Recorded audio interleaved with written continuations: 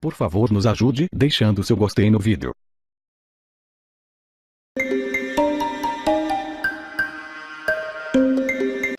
O advogado de Lula, que estava presente a esse depoimento, diz que o ex-ministro Palocci está preso e sob pressão e que ele negocia com o Ministério Público um acordo de delação em que precisa justificar acusações falsas e sem provas contra Lula. Sobre a compra do terreno, a defesa de Lula disse que o ex-presidente esteve lá apenas uma vez e descartou qualquer interesse.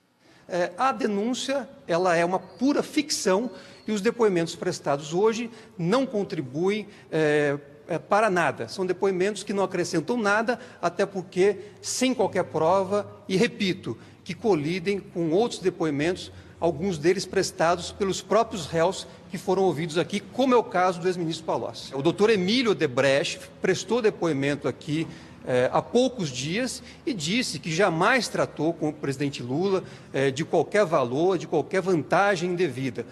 O depoimento de Emílio foi prestado com compromisso de verdade e colide frontalmente com o depoimento hoje prestado pelo ex-ministro Palocci na condição de co-réu. O ex-presidente Lula virá aqui no dia 13, vai mais uma vez demonstrar a improcedência da acusação que foi feita e isso certamente ficará claro no depoimento que ele prestará aqui ao juiz Sérgio Moro na próxima semana. O ex-presidente Lula, como já foi esclarecido, esteve uma única vez no imóvel e descartou de pronto qualquer interesse. Na verdade, a diretoria do Instituto Lula verificou que ele não era apropriado para a destinação que se buscava. Todos os citados no depoimento sempre negaram envolvimento. A assessoria da ex-presidente Dilma ainda não se manifestou. A gente foi no nosso arquivo e traz agora um trecho do depoimento de Emílio Odebrecht à Procuradoria-Geral da República em abril. Em delação premiada, o empresário falou do pedido de dinheiro de Lula para ajudar nas campanhas e citou uma conta corrente de 300 milhões de reais. O pedido de ajuda para as campanhas era feito pelo Lula a mim. Inicial, esse era o I0. Muito bem. Eu chegava na época do Novis para o Novis, na época do Marcelo para o Marcelo, e dizia, porque eu perguntava também a Lula, quem é que vai tratar desse assunto? Da minha parte, vai ser o Novis, quando era Novis, ou é Marcelo, quando era Marcelo. Ele me dizia, é o Palocci. Eu digo, então, o senhor me faça um favor, avisa ele de que ele pode procurar ou Novis, ou Marcelo, a depender do pedido. O senhor contou isso aí ainda no E eu chegava para ele... governo Lula ainda, nas campanhas do Lula, presidente. Nas campanhas do Lula, presidente. Tá, então vamos lá. É exatamente isso. Tá. Pronto. Aí, no caso de Marcelo, sei que ele desenvolveu uma conta corrente que dava para esse pessoal. Por quê? As pessoas queriam valores para efeito do seu planejamento na área da campanha, as informações que eu tinha.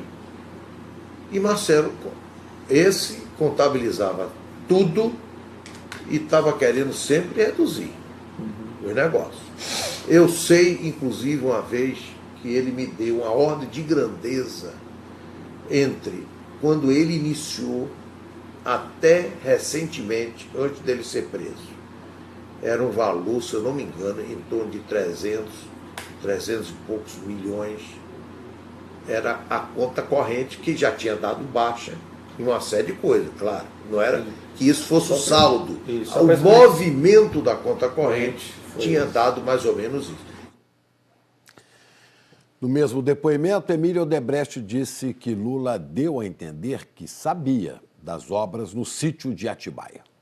Mas no final do ano, o último dia, penúltimo dia 30, se eu não me engano, foi penúltimo Dia de governo do Lula. De governo, de mandato dele, do último mandato. Eu tive com ele. Lá sempre no Palácio Planalto. Tive com ele e aí eu disse, olha, chefe, o senhor vai ter uma surpresa, nós vamos garantir o prazo que nós tínhamos dado naquele programa lá do sítio. Ele não fez nenhum comentário, mas também não botou nenhuma surpresa, coisa que eu... Então a surpresa já não era mais surpresa. Já não era para mim, eu entendi não ser mais surpresa. A gente separou aqui no telão o passo a passo dessa negociação do que Palocci chamou de pacto de sangue entre o ex-presidente Lula e Emílio Odebrecht. Palocci narra que em dezembro de 2010, no fim do segundo governo Lula, Emílio Odebrecht foi até Lula com um pacote de propinas que incluía a compra do terreno para o Instituto Lula, o sítio de Atibaia, palestras no valor de R$200 mil, além de R$300 milhões destinados ao PT. Palocci diz que no dia seguinte ficou sabendo de Lula sobre o pacote de propina e o então presidente, já no fim de mandato, pediu para Palocci conversar com Marcelo Odebrecht, filho de Emílio. Nessa reunião, Marcelo chegou a dizer que Emílio tinha se confundido sobre o valor combinado. Segundo Palocci, Marcelo disse que o objetivo era estabelecer uma relação de forma explícita, porque Emílio tinha medo do comportamento da presidente eleita Dilma Rousseff. No dia 30 de dezembro de 2010, Lula levou Dilma para uma reunião com Emílio Odebrecht. E nesse encontro, ainda segundo Palocci, foi fechado o chamado Pacto de Sangue. Lula disse a Dilma que ela precisava preservar todos os aspectos da relação com a Odebrecht, os lícitos e os ilícitos. E Emílio confirmou que o valor acertado era mesmo de R$300 milhões ou até mais, se fosse necessário.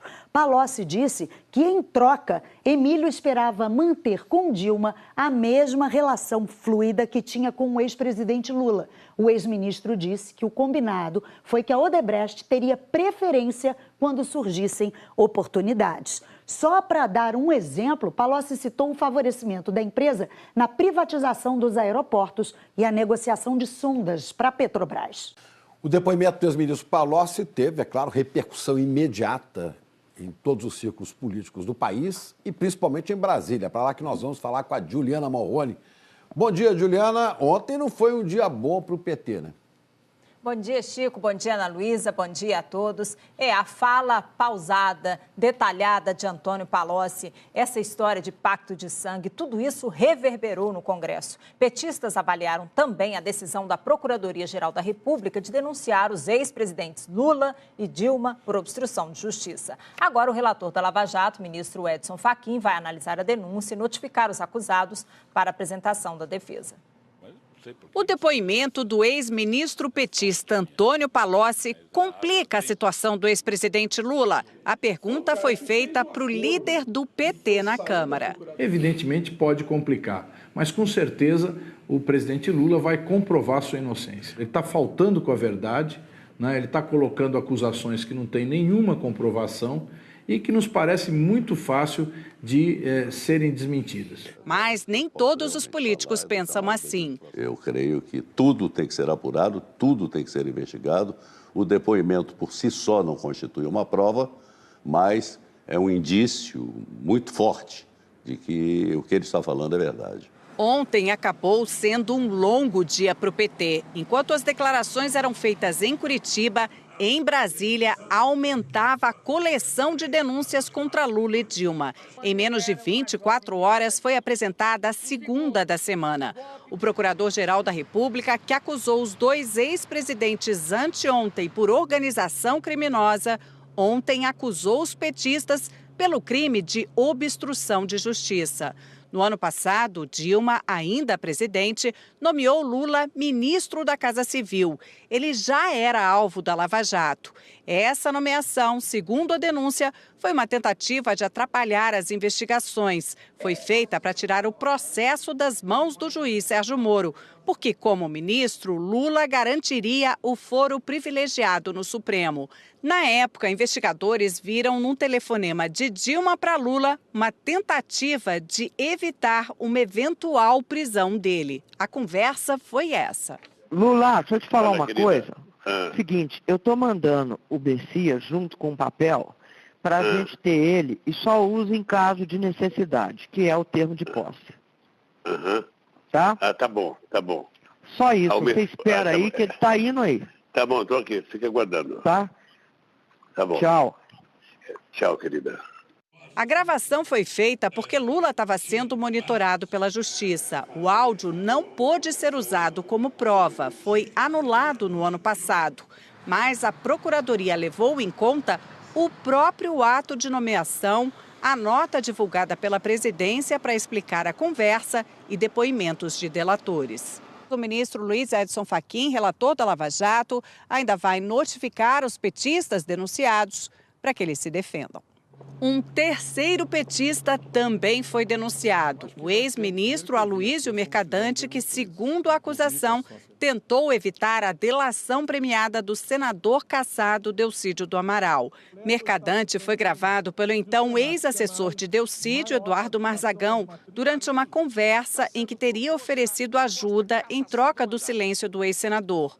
O ex-ministro agora está denunciado e Delcídio acabou fazendo a delação.